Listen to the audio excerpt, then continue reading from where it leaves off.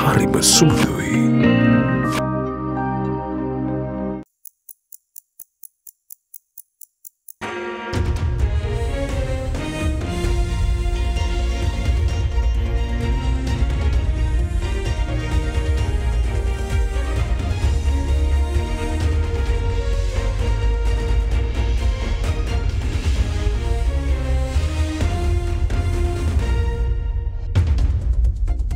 Tonight on First at 9, this Tuesday, the 20th of February 2024. Electricity tariffs. Further reduction in electricity tariffs indicated as more amendments in the pipeline. Cabinet decisions. Minister Bandula Gunawardena holds the Treasury responsible for tragic accidents in the transportation sector in a hard-hitting critique. ඇත්ත හයක් ගමන් කරපු ක්‍රමවේදයම නම් තාමත් ගමන් කරන්නේ මහා භාණ්ඩාගාරේ හරි අමාරුයි රට ඒ ප්‍රශ්න විසඳන්න. Agroeconomics. Enabling agriculture-related policies in Sri Lanka essential for development, highlights UN FAO Director General. The point is, you see, when you modernize agriculture, you need the enabling policy first. Sri Lanka's priority is to modernize agriculture, says the President. Yeah, we are looking at the most modern agriculture system to come into this country. We want Stagnant health. Sri Lanka's universal health coverage stuck at 67%. ඔබේ විශ්වාසය දෙනු සෙන්සුරයින් දැන් ළඟමැති ෆාමසියෙන් ලබාගත හැක. From Adhaderana, this is Adhaderana First at 9 with Indivari Amuata and Mahesh Jani. Live from Studio 24 in Colombo. A very good evening, everyone. Welcome to First at 9, your English news bulletin that brings you all the latest news and information from here at home and all around the world. A very warm welcome. Good evening to you, Mahesh. And Adhaderana wins big at the Sumati Tele Awards. This is news just in. The award for the Best Television News Bulletin for 2022 was just bagged by Adhaderana, along with other awards. That's for Ukusa, a segment on the Adhaderana News, has won the Best Television Investigative News Reporting, and the Sumati Award for Derana Macro Entertainment's Gasmo has won several awards, including a Kids Academy has won the award for Best Television Educational Program. And there are a number of programs, including Rebuild Sri Lanka, which won the Best Current Affairs program. This assures the fact that you, our viewer, is watching the best in the news. So we will continue to give you that commitment and provide you with the latest information in a world-class standards. That's a guarantee that Adhaderana always provides.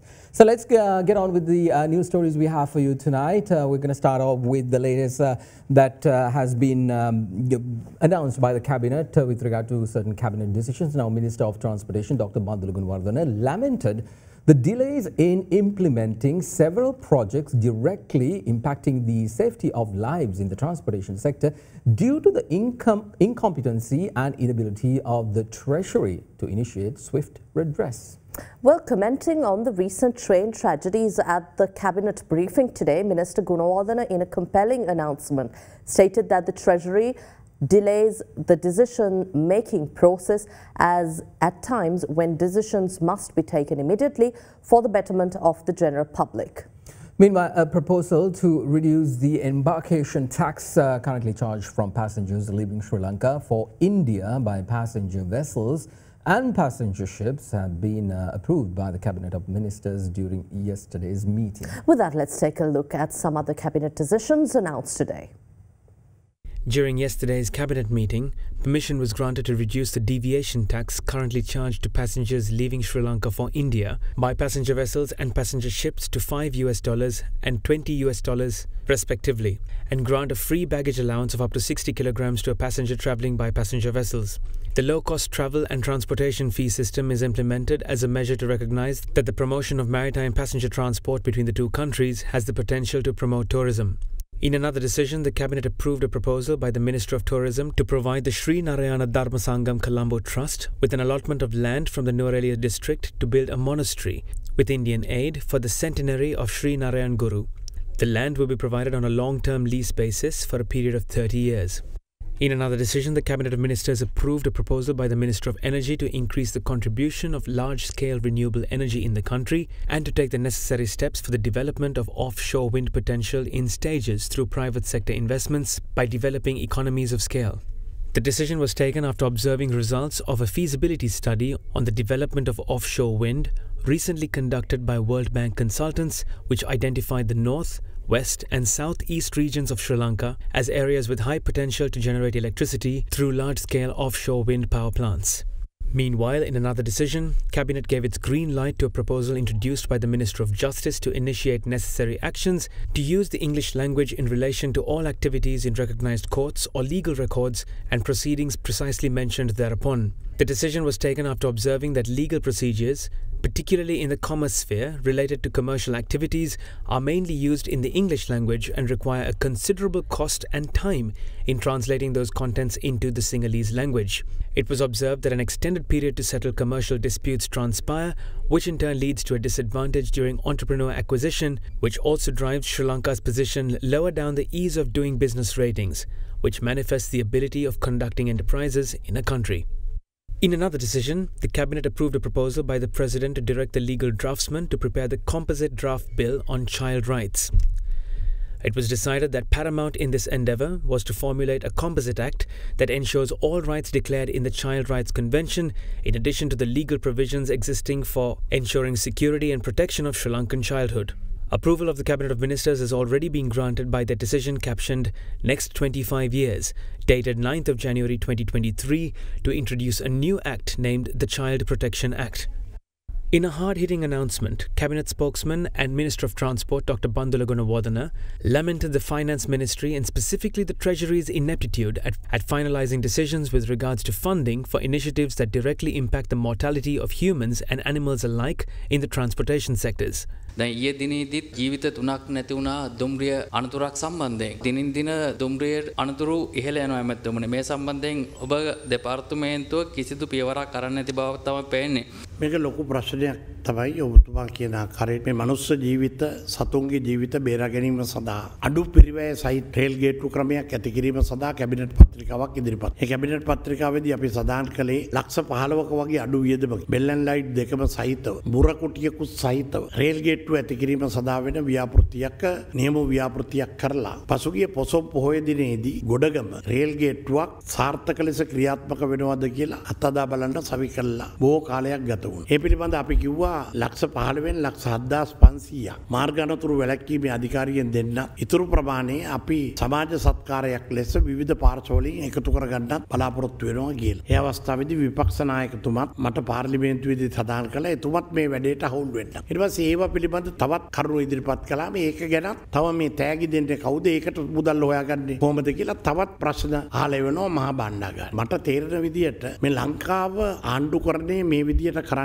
බෑ. මම කල්පනා කරන්නේ මේ දුම්රිය හා ලංකා ගමනාගමන මණ්ඩලය කියන දෙකම ලබන සතියේ කැබිනට් මණ්ඩලයට දැනුම් දීලා මහා බණ්ඩාගාරයට බාර දෙන්න. මොකද අපි කොච්චර උත්සාහ කළත් මේවට කමිටු දාලා වාර්තා අරගෙන වාර්තා ඉදිරිපත් වෙලා ආපහු එනකොට මිනිස්සු මැරිලා ඉවරයි. මේ අර්බුදයක් තියෙන අවස්ථාවකදී තීන්දුව తీරන ගන්න ඕනේ කඩිනමින් ඒ අදාළ කාර්යය කරන්න. එසේ තීරණ ලබා දෙන්නේ නැත්නම් අවුරුදු 76ක් ගමන් කරපු ක්‍රමවේදයම නම් තාමත් ගමන් කරන්නේ මහා බණ්ඩාගාරේ. හරි අමාරුයි රට ඒ ප්‍රශ්න විසඳන්න. රට පුරා ප්‍රචාරයක් යනවා දුම්රිය දෙපාර්තමේන්තුව තුල තියෙන ඉඩම් ඇමැත්තුමා බෙදලා දෙනවා කියලා. කිසිසේත් නෑ මේ සඳහා කැබිනට් පත්‍රිකාවක් ඉදිරිපත් කරලා තියෙනවා.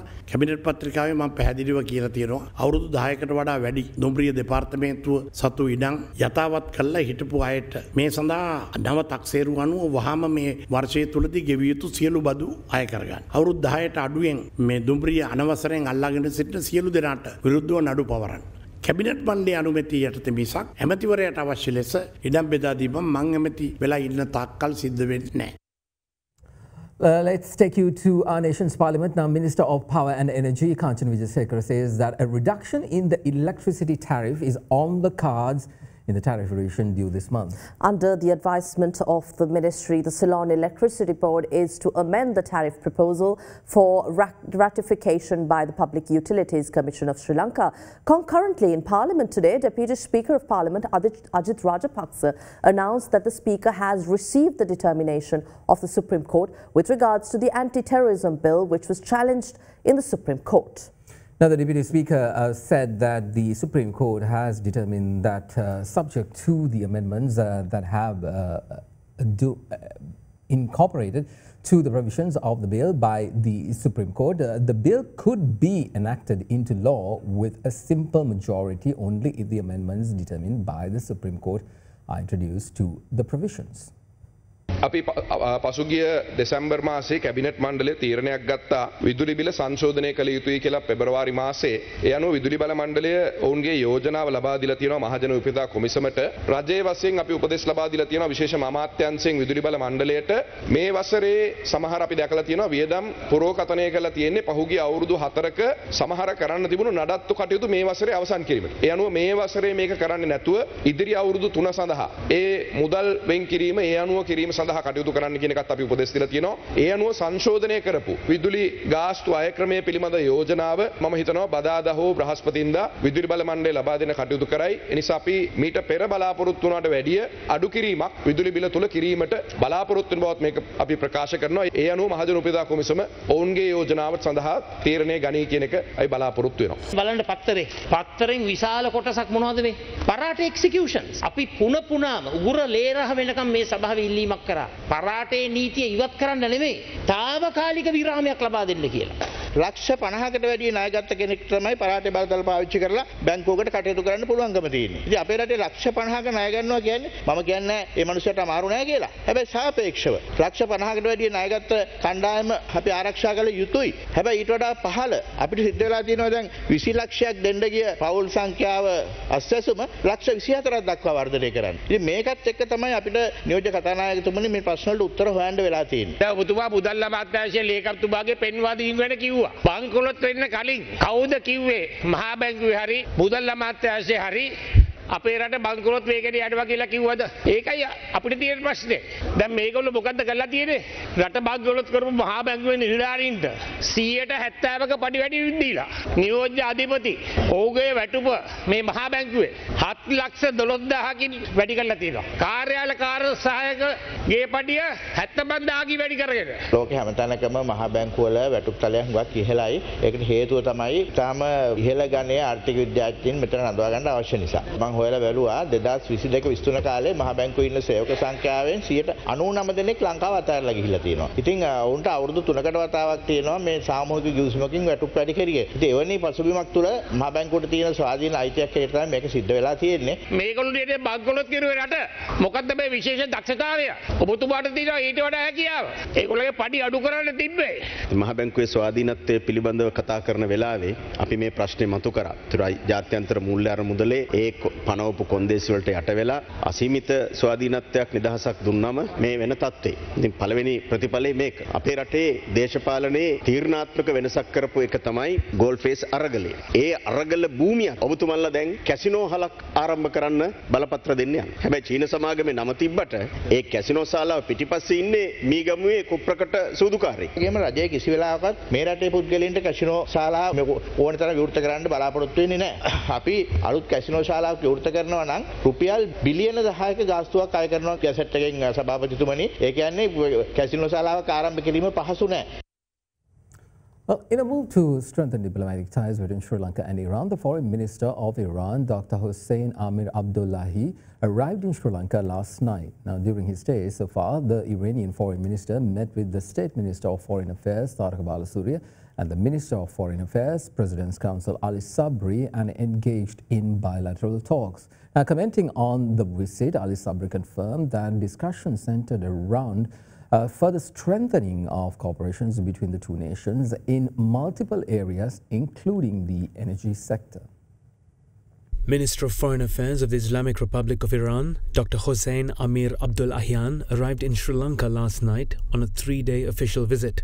Upon his arrival, the Foreign Minister of Iran was cordially welcomed by State Minister of Foreign Affairs, Taraka Balasuriya, at the Bandaranaike International Airport. A short while ago, the Iranian Foreign Minister also called on President Ranil Wickremesinghe this evening and is further scheduled to pay a courtesy call on Prime Minister Dinesh Gunawardena. Meanwhile, State Minister of Foreign Affairs Taraka Balasuriya met with the Iranian Foreign Minister this morning. In an X message, the State Minister added that the official visit of the Foreign Minister of Iran is expected to contribute towards the deepening of diplomatic ties and partnership between the two nations. The Iranian Foreign Minister also met with the Minister of Foreign Affairs of Sri Lanka, President's Counsel Ali Sabri, today and held bilateral talks. In a second subsequent X message, Foreign Minister Ali Sabri stated that extensive deliberations with the Iranian Foreign Minister focused on further strengthening the cooperation between the two nations in multiple areas, including the energy sector. He further added that during the meeting, both parties agreed to work closely and further enhance the partnership between the two nations. A pilot project for the digitization of education is scheduled to be launched in March, and the project will be initiated in schools across the 9 provinces.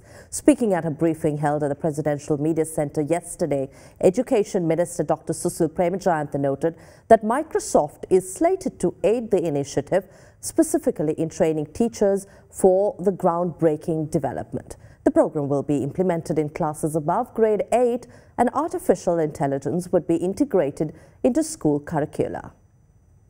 මේ digital කරණයේදී අපි බලාපොරොත්තු වෙනවා මාර්තු මාසෙ මැද වෙනකොට අපි නියමිත ව්‍යාපෘතියක් ආරම්භ කරනවා කෘතිම බුද්ධිය 8 ශ්‍රේණියෙන් ඉහළ දරුවන්ට තොරතුරු තාක්ෂණ විෂය සමග බද්ධ කළා අපි නියමිත ආරම්භ පාසල් සමූහික ආරම්භ වෙනවා සියලු මෙවලන් ටිකේ පාසල් වලට දෙනවා පළාත් 9ම නියෝජනය වෙනවා ඒකට අදාළව ගුරුවරුන් පුහුණු කිරීමත් ආරම්භ කරනවා විශේෂයෙන්ම Microsoft ආයතනයත් එක්ක මේ සඳහා ගිවිසුම් ගත වෙනවා අපිට අවශ්‍ය කරන්නා වූ පුහුණුව සහ මෙවලම් ලබා දීම මේ ආයතනය මගින් කරනවා නොමිලේ අපිට පාසල් 3000ක් ඩිජිටල් කරණය කිරීම සඳහා මේ වෙනකොට අයවැයෙන් වෙන් කරපු මුදල් වලින් පාසල් 700කට වැඩි ප්‍රමාණයකට ෆයිබර් ඔප්ටික් කනෙක්ෂන් දැන් දීගෙන යනවා. අපි ඉලක්කය තමයි මේ වැඩපිළිවෙල ආරම්භ කරන අවස්ථාව වෙනකොට අර පරිශදවල ප්‍රමුඛ පාසල් සියල්ලම උසස් පෙළ තිබෙන ඩිජිටල් කරණය ලක් කිරීම සඳහා මේ ෆයිබර් ඔප්ටික් කනෙක්ෂන් එක දීලා ඒ පාසල් 3000ට අවශ්‍ය වැඩපිළිවෙල කරනවා. ඒකට අපිට එක්තරා රටකින් ආධාර ලැබෙනවා. Minister, I just want to know if you all have started training teachers for artificial intelligence? No, at the moment, of course, we have for last 1.5 years, we spend a lot of time with the resource persons from universities and in the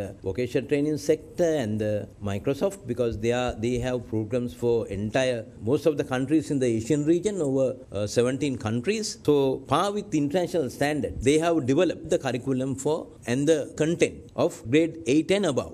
So, with that, of course, we are going to start and at the same time, we are going to train teachers.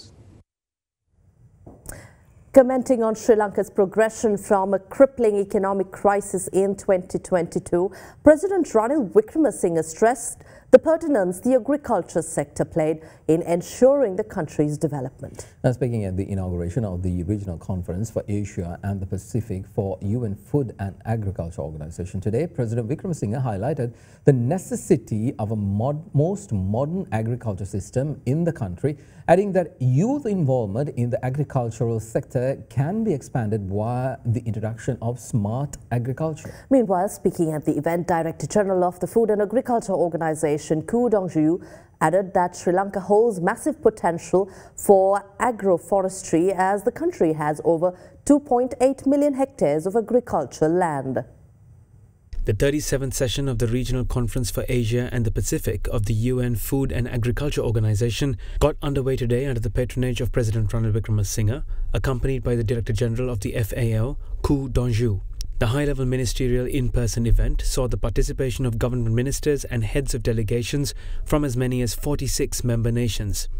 Very soon we will be signing our final agreements with a committee of overseas creditors at the Paris Club, and we will no longer be a bankrupt economy. But that's not enough. In coming to this position in such a short time, I must say agriculture played an important role. As I looked at the economy, what were the low-hanging fruits? Where could we first get our results? The first was agriculture. The second was tourism. Agriculture did play, and remember in all our countries, agriculture has an important important role, and agriculture can play a role in ensuring a country develops. But there's a catch in it. If we don't have a favorable balance of trade, this will continue again. We have three principles in transforming economy. It has to be a highly competitive economy. It can't go on domestic protection. Secondly, it has to be a green economy. And third, it has to be a digital economy. So we are starting off. First is to reorganize the system and open it out to the private sector. There were many closed sectors. We have to open it out. Second, what are we looking at? We are looking at the most modern agriculture system to come into this country.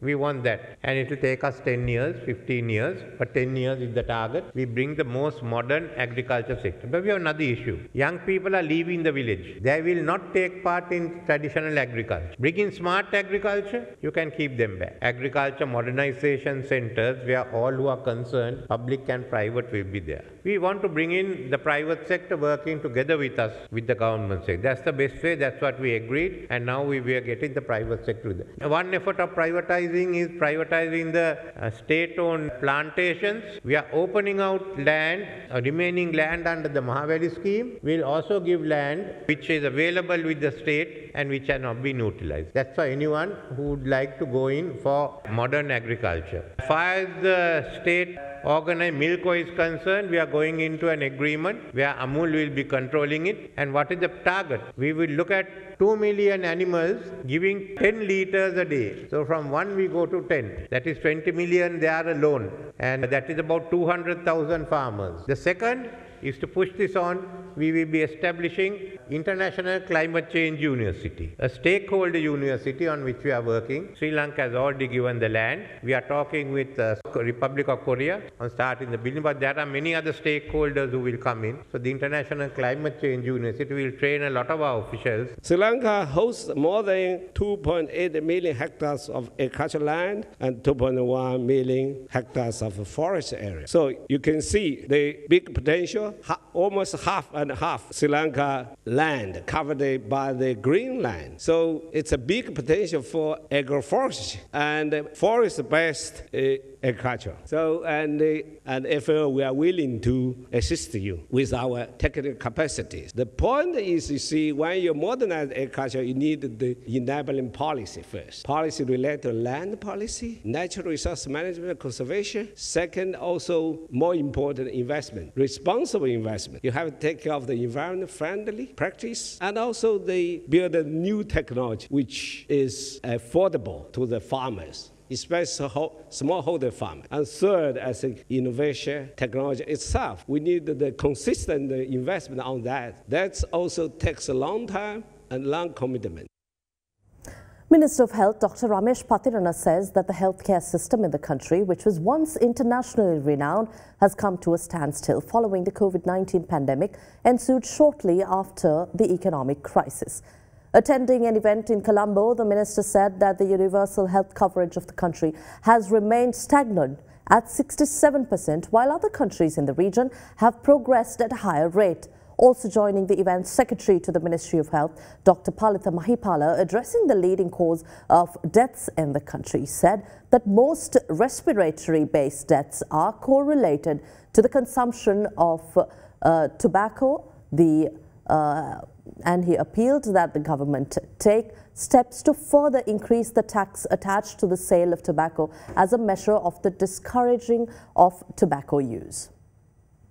The Sri Lanka College of Pulmonologists kicked off the 14th annual academic session Respire 2024 this week in Colombo. The chief guest at the inauguration was the Minister of Health, Dr. Ramesh Patirana, while the Secretary of the Ministry of Health, Dr. Palitha Mahipala, attended the event as the guest of honour. Primarily because of the fact that we were encountering this COVID pandemic, and secondly because of the fact that we're going through economic recession. Our level of care has been plateaued. It has not gone up as expected. That's why our universal health coverage has come to a stagnant level of 67%, which is neither good nor bad. But some of the countries in the region, including Thailand, Malaysia, Hong Kong, they've gone beyond passing us. In the long run, we have to address certain concerns. Our policy direction from the ministry side would be to strengthen the primary healthcare system of the country and also to ensure that we embark on the preventive mechanisms of the country. At the same time, as I highlighted, to ensure that we look after our elderly population of the country.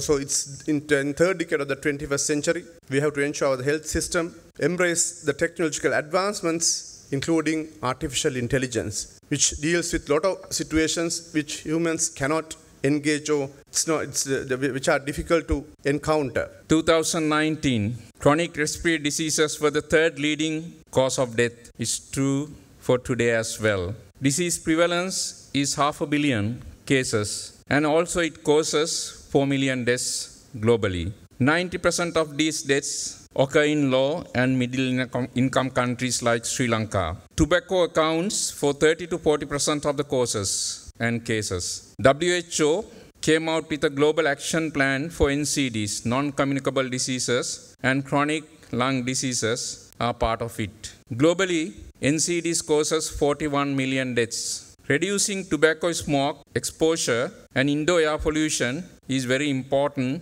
preventive measures. Ministry of Health focus a lot on care and treatment. Also, we focus care and treatment for chronic obstructive airway diseases over the years, particularly over the last 3-4 years, through strengthening the primary healthcare services. We need to increase tobacco taxation. These are simple interventions we call population-wide interventions. No cost involved, but it reduces the number of cases. Health warnings, and now we are trying to go for plain packaging of cigarette packets, ban tobacco advertising, and also ban smoking in workplaces, public transport, and public places. These are the population-wide interventions which reduce the tobacco consumption in a society, leads to reduced chronic obstructive airway diseases.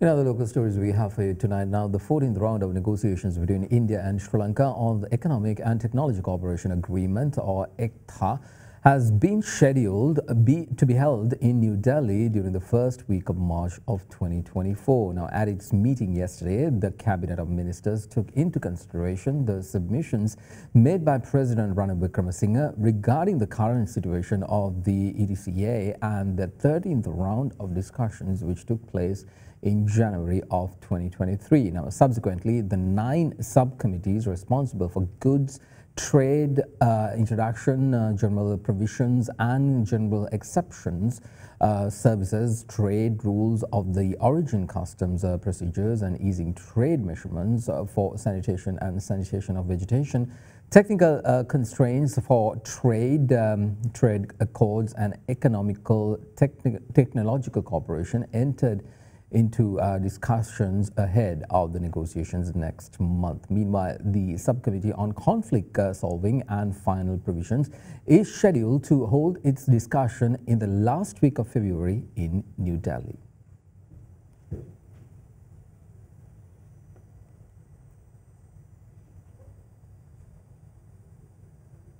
An individual involved in drug running recently released from prison on bail was shot and injured near a housing complex at Ananda Rajakaruna Mawatha in Boralla last night.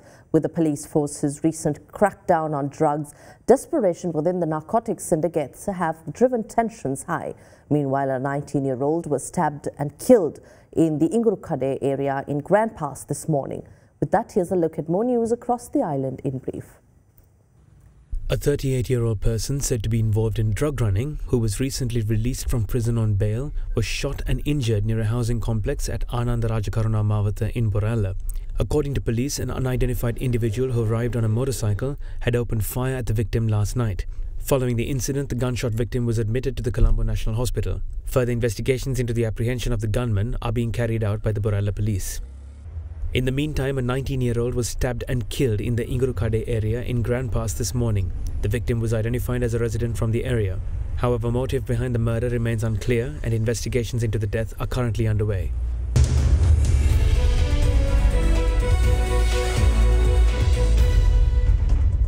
Welcome back. Business news now. Sri Lanka has welcomed a total of 346,989 tourists during the year to date, with 138,736 tourists arriving in the country in February to date. Accordingly, the second week of February saw a total of 55,537 tourist arrivals, which depicts an increase from the highest number of weekly arrivals reported during January, numbering 49,341 arrivals. According to the statistics of the Sri Lanka Tourism Development Authority, 14% of tourist arrivals were from Russia, translating to a total of 20,101. Now, coming in second was India, claiming 13% of all tourist arrivals in Sri Lanka. Now, a significant number of tourist arrivals were also seen from the UK, Germany, China, France, Poland and Australia. Sri Lanka last year recorded a staggering 1,487,303 tourist arrivals, showing immense improvement from 2022, where the total number of arrivals tallied at 719,978 tourists. The Colombo Bows, meanwhile, closed largely flat today, snapping a 3-session winning streak as declines led by financials offset the gains in consumer staples. The Colombo Stock Exchange benchmark index, the ASPI, fell 0.05% to end at 10,638.06 today. Ceylon Tobacco Company PLC and Expo Lanka Holdings were the top losers in the index, falling 1.84% and 0.90% respectively. Trading volume on the ASPI fell to 36.8 million from 91.6 million in the previous session. Meanwhile, the S&P SL20 climbed 0.05% and settled at 3,068.89. Equity market turnover, meanwhile, rose to 815.6 million from 719 million rupees in the previous session. The capital goods sector was the top contributor to market turnover, while the food, beverage and tobacco sectors were the second highest contributing sectors. Foreign investors were net sellers, offloading stocks worth 109.1 million rupees, while domestic investors were net buyers, purchasing shares worth 714.8 million rupees. Now here's a look at the rupee exchange rates during the day today.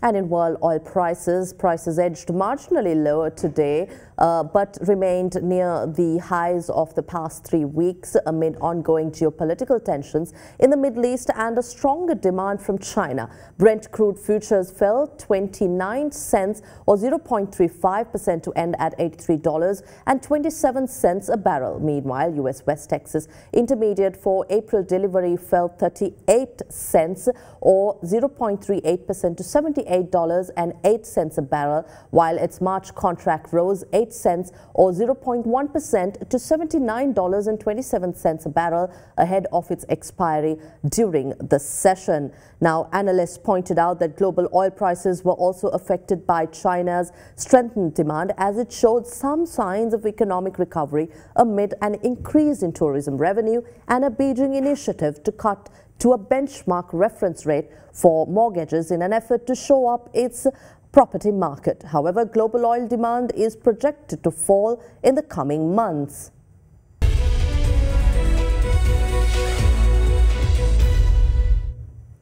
Now, a memorandum of understanding was recently inked by the Colombo Stock Exchange and the Sri Lanka Institute of Marketing to strengthen joint effort towards professional development and educational initiatives aimed at recognizing and capitalizing opportunities in the financial sector. With that, here's a look at more corporate news in brief.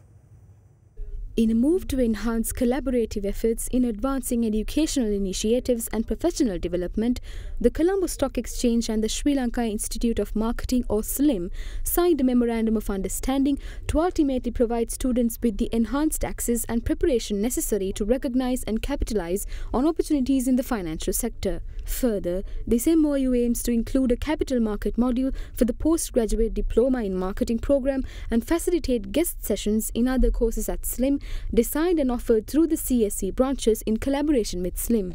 In the meantime, showcasing strong and sustainable performance for the 2023 year, Hatton National Bank PLC recorded an interest income of ₹284.1 billion, experiencing a year-on-year growth of 37.2%. The 12.2% growth in deposits and the term deposits mobilized at higher interests resulted in interest expense increasing by 72.6% to ₹179.8 billion. Additionally, HNB's total operating expenses increased to ₹35.5 billion from ₹30.4 billion in inflationary pressure on the economy, resulting in a cost-to-income ratio of 29.9% compared to 22.0% recorded in the previous year. In other corporate news, Ayurveda wellness brand Spa Ceylon won 3 international accolades at the World Luxury Spa Awards 2023. The brand secured the Global Award for Best Beauty Product, awards for Best Luxury Ayurveda Spa Global and Best Spa Group Global. With the brand expanding globally and now having over 133 branded locations, the Spa Ceylon chain is now in more than 27 countries across 5 continents and continues to grow internationally.